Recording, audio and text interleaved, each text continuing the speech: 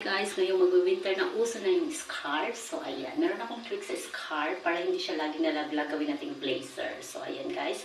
Meron tayong mahabang scarf. And i-fold lang siya into 2. And then, ayan na siya guys. So, after i-fold into 2, hatiin yung sa pinakagitna. So, ayan. Nahati na siya sa gitna guys.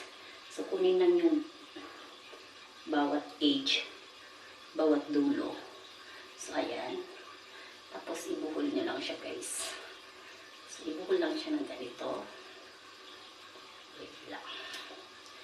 So, ayan, nakabuhol na. And then, doon sa gitna. So, ibuhol lang din to.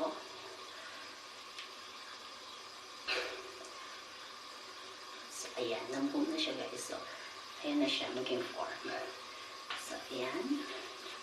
Ayan, ito na yung pinaka-ano guys. Ayan. O, diba? May instant blazer na tayo.